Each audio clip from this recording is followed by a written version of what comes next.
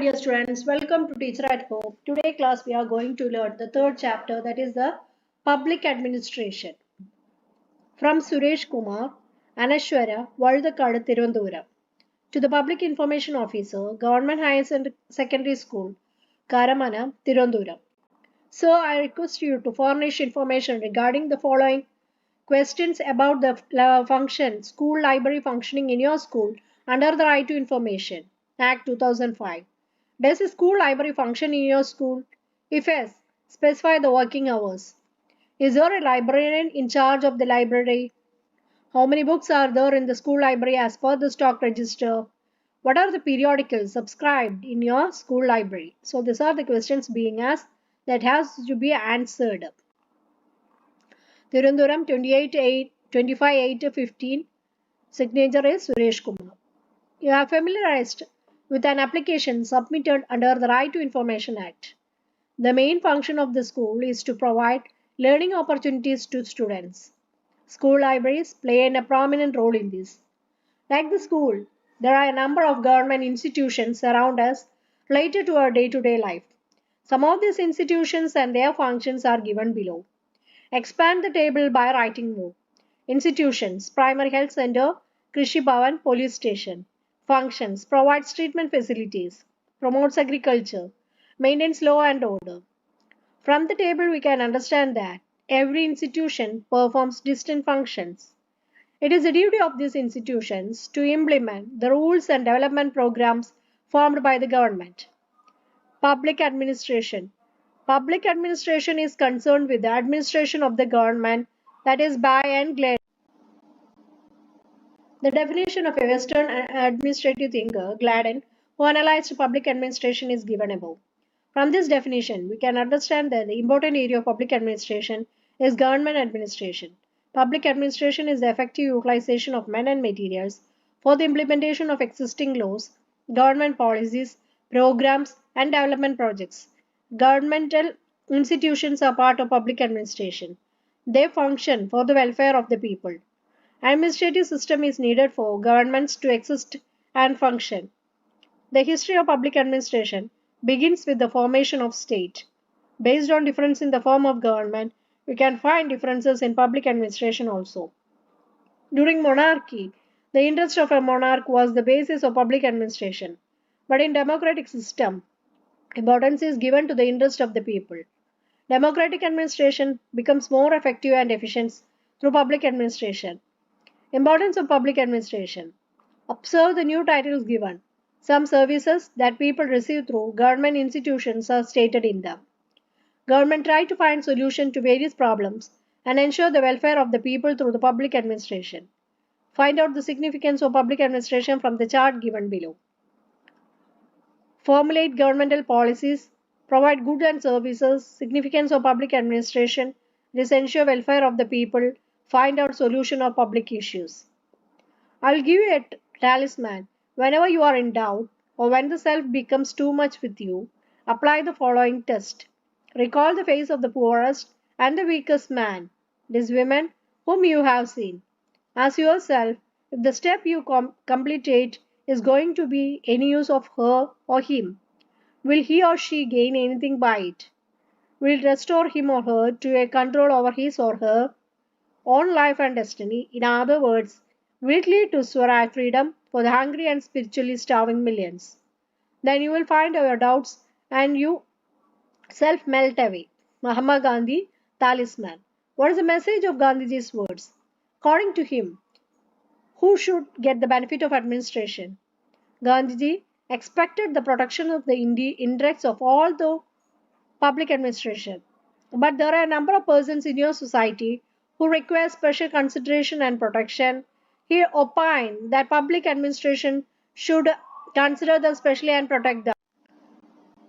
Gandhiji's concept of Gram Swaraj influenced India's outlook of public administration to a great extent. Local government institutions were constituted on this basis. We have discussed local self-government in previous classes. Bureaucracy. The news titles refer to the decisions of the government for public welfare, to provide the services to the people. Bureaucracy is constituted to help and advise the government and to execute the programs.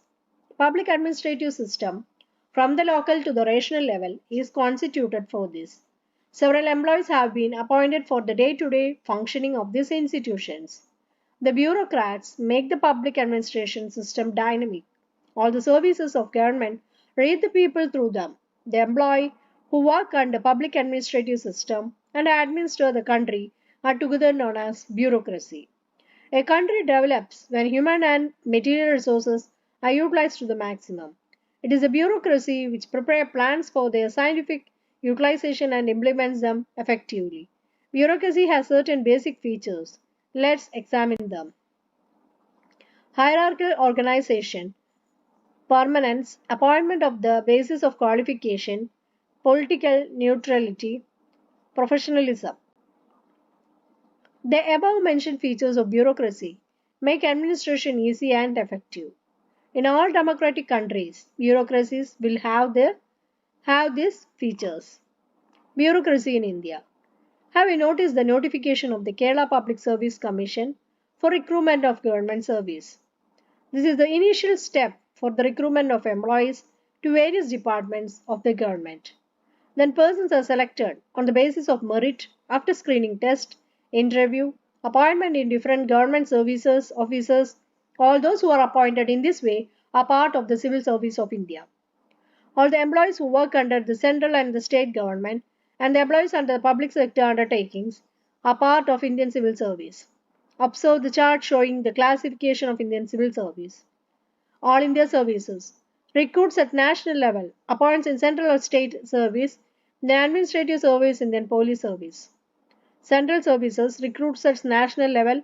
Appoints in central government departments only. Indian foreign service and Indian railway service. State services. Recruits at state level. Appoints in state government department only. Sales tax officer. Candidates to all India services and central services are recruited by the Union Public Service Commission, the chairman and the members of the commission appointed by the President of India. UPSC has elaborate mechanisms for the recruitment of candidates based on qualification.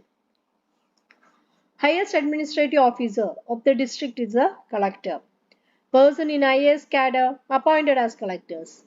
The examination conducted by UPSC for this is known as the Civil Service Examination. Basic qualification for submitting application is a degree in any subject from a university.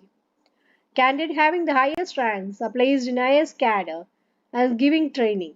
Candidates to IPS are also recruited from the same examination. At the state level, candidates are recruited by the Public Service Commission of the state.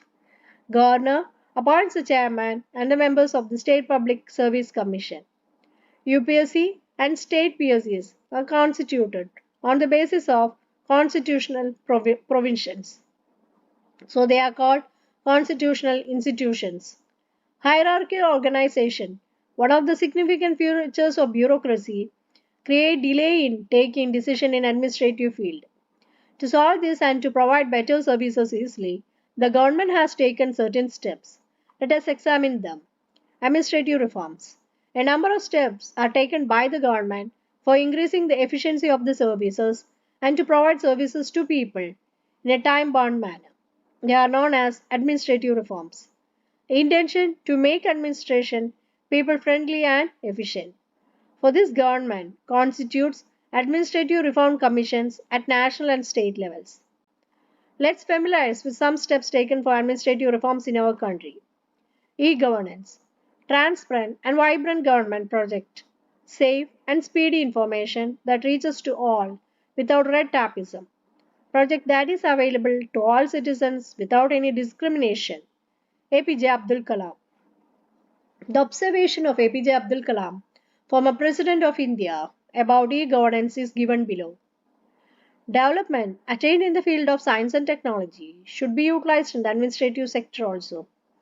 E-governance is the use of electronic technology in administration. This helps to obtain government services easily in a speedy manner. Single window system for admission to higher secondary courses, online application for various scholarship, etc. are examples for e-governance. Let's examine the benefits of e-governance. For the benefit of people, Akshaya centers have been constituted to make use of government services delivered through e-governance. It also aims at making people illiterate. Illiteracy is awareness about basic information about internet technology. Can receive service with the help of information technology. Need not to wait in government offices for services. Government services offered speedily and less expensive. Efficiency of the officers and quality of the service get enhanced. These facilities are now available in all government offices. Basic facilities are ensured to all through the Akshaya Center in Kerala. People also receive the services of e-governance at home with the speed of spread of illiteracy. Right to information. From the Public Information Officer, right to application for right to information. Government Higher Secondary School, Karamana, Tirunduram to Suresh Kumar, Aneshwara, Valdakadu, Tirunduram. Subject, Sir, Subject. The Right to Information Act 2005 Formation. Reference. Your application dated 25/8/2015. The information you demanded through the application under Right to Information is furnished below. Answers are given in order of questions. Answer 1. Yes, 10 a.m. to 4 p.m. Answer 2. No special librarian. One teacher of the school is given charge. Answer 3. As per the stock register, there are 6,216 books in the library. Answer 4. Newspaper, weeklies and monthlies. If you have any complaint about the reply, you can approach the appellate authority within 3 days. Address of the appellate authority. Name Appellate Authority DEO Tirunduram. Yours faithfully, Public Information Officer, Tirunduram 8/9/2015. The reply of the application you have seen at the beginning of the chapter is given above. You can collect information from any government office about its working. People got this opportunity under the Right to Information Act 2005. Efforts of Mazdoor Kisan Shakti Sangedan of Rajasthan had led to the legislation of Right to Information Act. The intervention of several organizations and social activities also helped the passing of the Right to Information Act 2005. This ensures the right of all citizens of India to receive information. Main objective of the Act are to prevent corruption, create responsibility, and make the functioning of the government transparent. The citizens will get copies of public documents if they apply for them. Information Commission. Files, documents, circulars, memos, advice, orders, agreements, statistics, reports, logbooks, press notes, samples, models, information in the form of electronic data, email, etc. in the form of government officers and information on private institutions under the custody of public officers are considered as public information. The right to information is the right to examine and demand copies of the above information under the disposal of government institutions and institutions which receive government funds. But information relating to the security and integrity of the nation, matters under the consideration of the court, and those who endanger the life and liberty of individual should not be released.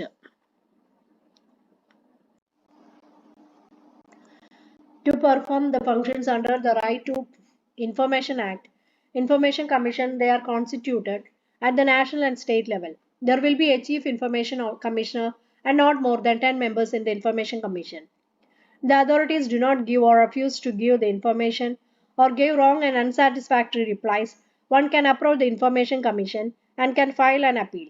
If the Commission is convinced, a fine of Rs 250 per day can be imposed on the employee concerned till the information is given. Right to service. A board exhibited in a government office is given. From this we can identify the services given from the government office. Right to Service Act is a law which ensures service to the people. This law determines the time limit for every service given by the government office. The deserved service is not given within this time limit. The responsible employee should pay a fine. As per the Right to Service Act, an officer is appointed in every government office to give guidance and proper self-help to the applicants. Due to the continued interventions of the civil society, the government have also taken some steps to make administration more efficient. Let's look at some of them. Lokpal and Lokayukta. Lokpal and Lokayukta are institutions constituted to prevent corruption and administrative, bureaucratic, and political levels. An institution constituted at the national level to prevent corruption is Lokpal. Lokpal has the power to register cases on issues of corruption against employees and public workers and can suggest necessary actions. Lokayukta is the institution constituted at the state level to hear the corruption cases. Both of them followed judicial procedures. Central Vigilance Commission. Observe the board given below. You can see such boards in all government offices. States what you should do if you find corruption. Central Vigilance Commission is the institution constituted at the national level to prevent corruption. It came into effect in 1964. It is formed to prevent corruption in the central government's offices. The Central Vigilance Commissioner is the head of the Central Vigilance Commission. In every department, there will be a chief vigilance officer. The duty of the commission is to inquire into vigilance cases and take necessary actions. Based on the model of the Central Vigilance Commission, state vigilance commissions have been constituted at state level. State Vigilance Commission inquires into corruption in the state government's offices. Vigilance courts are also constituted to track vigilance cases. Ombudsman. Elected representatives and bureaucrats are part of public administration. Complaints can be filed against their corruption, nepotism, and financial misappropriation or negligence of duties. Ombudsman is constituted for this purpose. A retired judge of the High Court is appointed as the Ombudsman. People can directly approach the Ombudsman with complaints. On receiving the complaints, the Ombudsman has the power to summon anyone and can order inquiry and recommendations. Ombudsman having its beginning in banking sector to hear the complaints of clients and rectify them. Delayed services, denial to right to service, or making services as a favor is considered as corruption in modern society. Our public administration tried to implement the outlook that government service is not a favor but right to the people. Significance of public administration, bureaucracy, administrative reforms. Bureaucracy classified into bureaucracy in India, All India Service, Central Service and State Service, Administrative Reforms, E-Governance, Right to Service, Lokpal Lokayukta, Right to Information, Information Commission, Central Vigilance Commission, Ombudsman. So that's all about this chapter. If you are interested, please do like, share and subscribe my channel. Okay, thank you.